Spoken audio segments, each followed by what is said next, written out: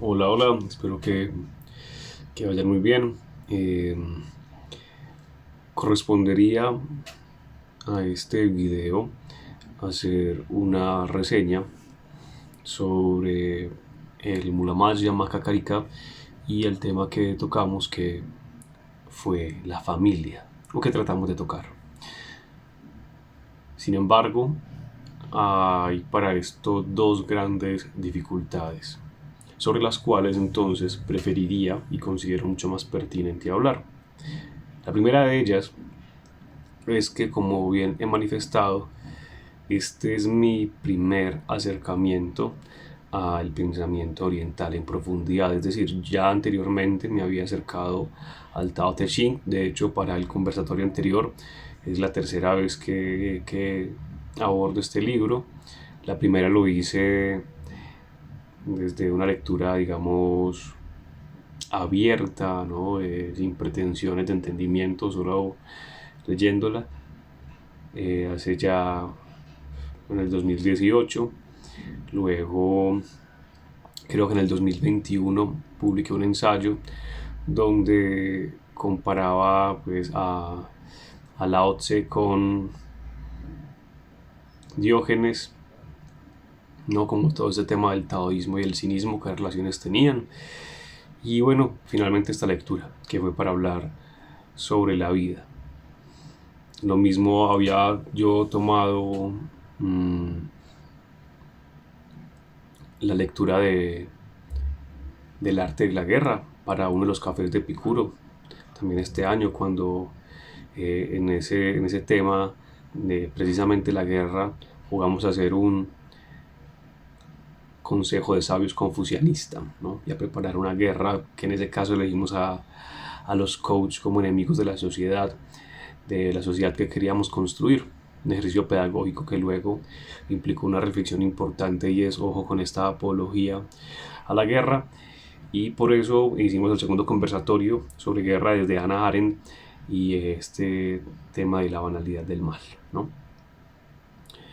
¿Por qué es importante mencionar esto último del juego? Porque esa es precisamente la segunda dificultad. Como cuando estuvimos en el ciclo de mitos, que todos estuvieron por juegos, que no hacía yo estas reseñas audiovisuales, sino que eran escritas, recordarán que básicamente lo que hacía yo era la descripción de los juegos y los resultados de estos juegos. Sin embargo, en esa ocasión era mucho más simple para mí porque eran también discursos y términos más cercanos, ¿no? Más como de los que tenía yo un mayor asidero para poder también dar alguna explicación, cosa que no ocurre hoy día con esta filosofía oriental. Por otra parte, no es solamente la dificultad con los términos en sí, sino que quienes quizá tengan mayor familiaridad sabrán y podrán confirmar que, así como pasa, esto no es algo exclusivo del pensamiento oriental, también en Occidente, ¿cierto? Está en el estoicismo, el utilitarismo, eh, también los dogmas pues, del cristianismo y el catolicismo, más que invitarte a una reflexión, entendimiento, que es lo propio de la filosofía. eh, Te invitan a una vida, y lo que pasa es que en el pensamiento oriental no está tan diferenciado, por no decir que no está diferenciado, el pensamiento que se considera racional eh, y material de lo filosófico, de lo metafísico, de lo ontológico. No, todo eso está ahí mezclado, al menos así lo percibo ahorita. Entonces se convierte en una tarea, en una labor difícil el tratar de transmitir estas cosas desde la palabra. Voy a contarles entonces un poco, eso sí, de qué fue el juego, qué tratamos de hacer, ¿no? Y también pues hablar brevemente de qué es todo esto del Muhammad Yamakakarika de Nagarjuna, que se conoce como los fundamentos del camino medio. Los fundamentos del camino medio lo que buscan es tratar de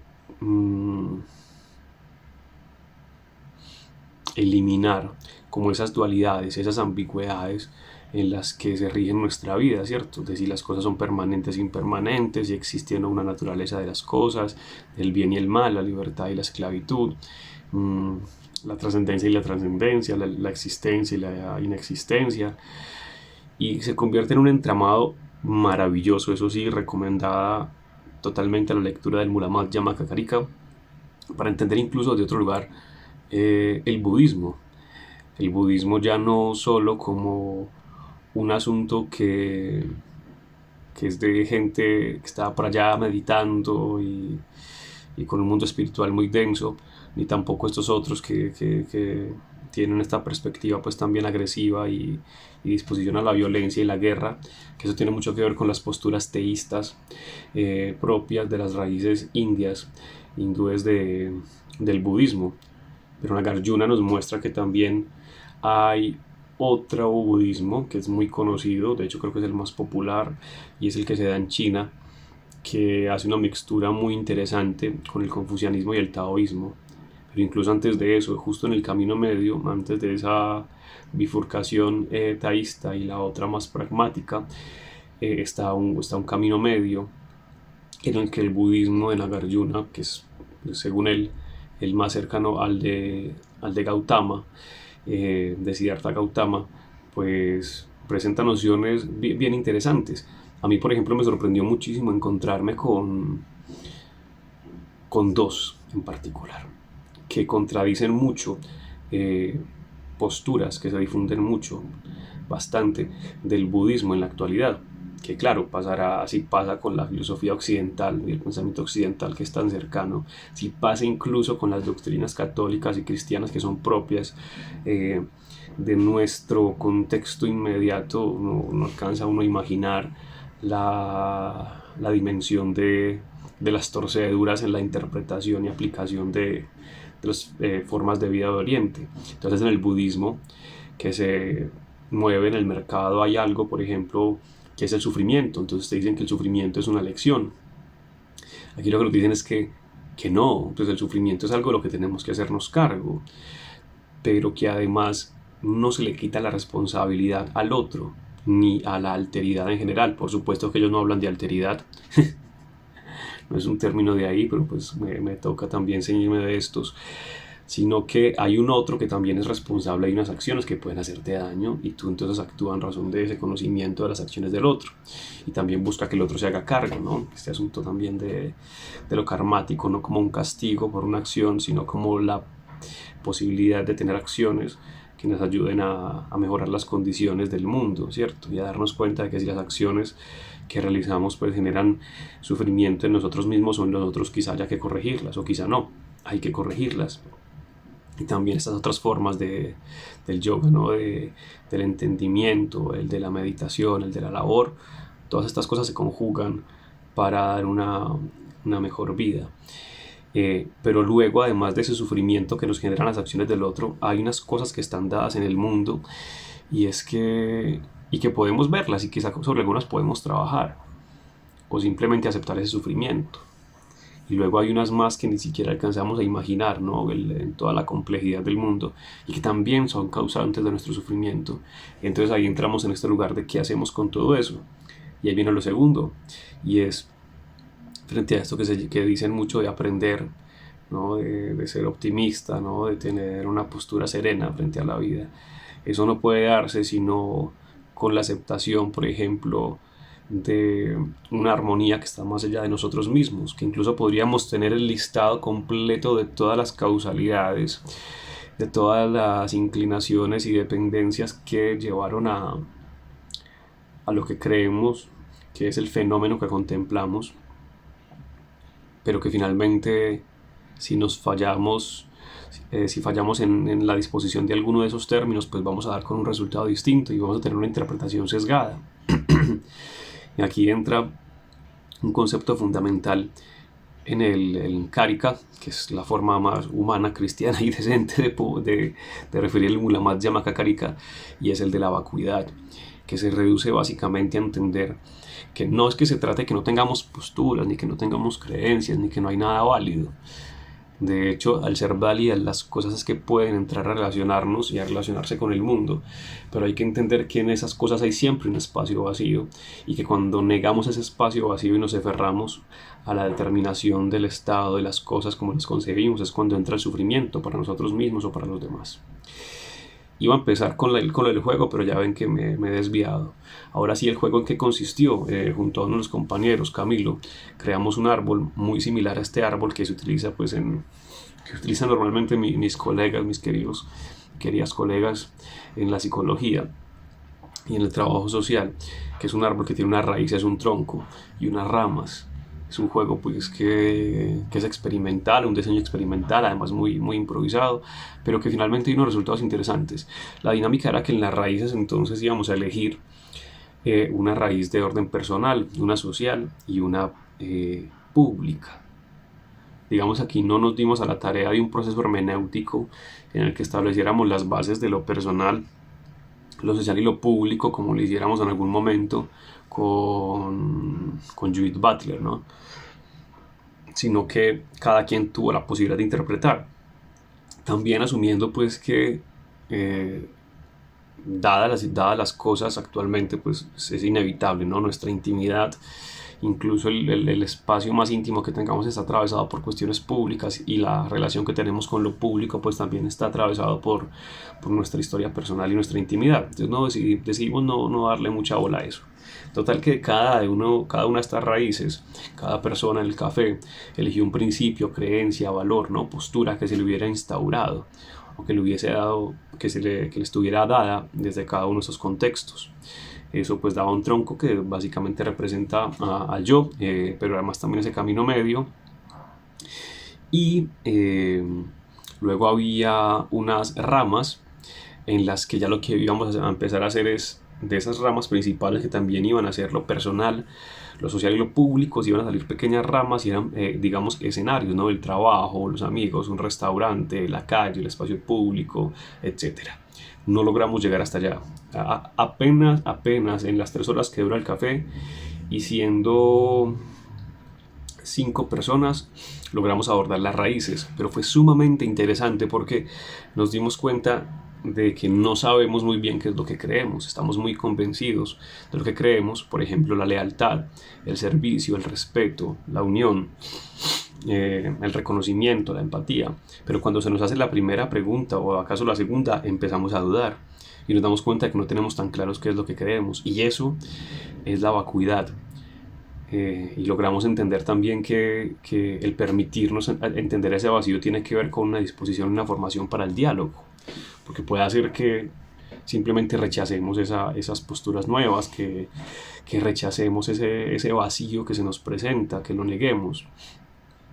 Y aquí viene algo muy bonito con el Mulamat Yamakakárika, con el Karika, y es que está muy relacionado con el Bhagavad Gita, ¿no? Que es este otro texto sagrado del hinduismo.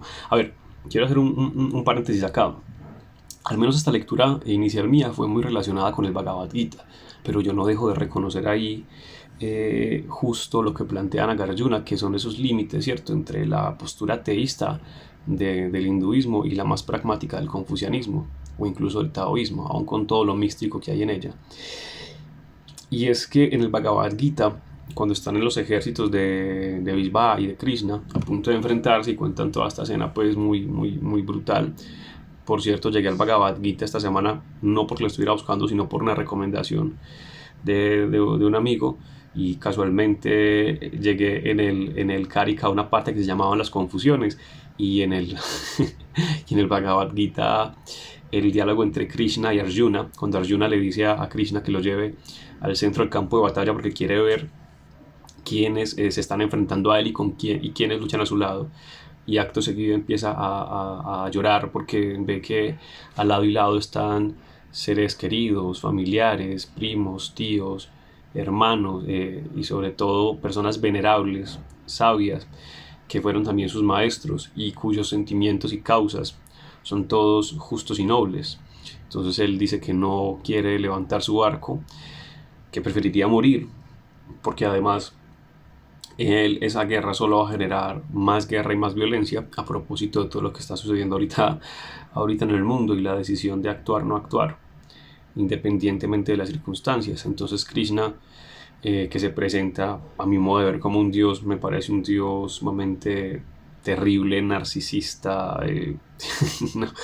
No, no comparto pues esta, esta forma, ¿no?, en que se presenta Krishna y le dice básicamente que todo es válido, ¿no?, y que todo es su obra, y lo invita pues a actuar y a finalmente irse a la guerra y a que lo adore principalmente. Pero entonces el asunto acá es que él está en el camino medio, y también lo que hace Krishna es explicarle y quitarle todas sus dudas, ¿no?, y hacerle entender que él está en el medio, y que esa batalla entre lo material y lo espiritual siempre va a estar ahí, y que de hecho tiene que darse, ¿no? Esa batalla tiene que darse finalmente para que todos los seres puedan trascender, ¿no? Y bueno, en fin, todo lo que está en el Bhagavad Gita. Entonces, como les decía, en el juego no logramos avanzar hacia las raíces grandes y mucho menos hacia las pequeñas, pero nos dimos cuenta de esa dificultad, nos dimos cuenta, o de esa bondad, ¿no? Pues afortunadamente quienes estábamos allí tenemos la capacidad de dialogar y entender los vacíos que hay en nuestro discurso. Y listo. No puedo decir mucho más, o sea, podría empezar a hacer algunas conclusiones, algunas relaciones con temas, pero pues la verdad, prefiero no hacerlo porque apenas estoy incursionando ahí, ¿no? Todavía estoy en la lectura del Karika, tengo que leer todavía algunos textos muy interesantes. Lo único que invitaría es a abordar la filosofía oriental y la filosofía y la vida en general con la seriedad que amerita, ¿no? Que la seriedad no implica estar ahí aburrido, ni mal geniado, ni siendo tosco, ni radical con todo. La seriedad es bellísima, y cuando hablo de seriedad hablo también de una objetividad que no niega la subjetividad, de una objetividad que no reniega de la incertidumbre, ¿no?, ni de lo ideal, de una objetividad que es capaz de irse contra sí misma hasta las últimas circunstancias, ¿no? Entonces, eso quizás es la forma que tenemos. Personalmente no me veo llevando una vida como la que se propone en el Tao, en el confucianismo, aunque el confucianismo en particular me llama mucho la atención. Tampoco logro, la verdad, mmm, adquirir la impostura frente a lo que acontece del budismo, ¿no? Pero son cosas muy interesantes, y al menos recomiendo abordarlas para tener conversaciones más cercanas y también más críticas con las personas que están a nuestro alrededor y que quizás están incursionando en nuestros modos de vida, ¿no? Para que los entendamos, y para que también, como nosotros en el Café de Epicuro, creamos lo que queramos creer, pero que sepamos qué es lo que estamos creyendo. Espero que esto les sirva para algo, les quede algo, y si no, pues ni modo, ¿no? Para eso los fines del pensamiento se presentan de muchas maneras en muchos momentos. Que estén muy bien. Chao.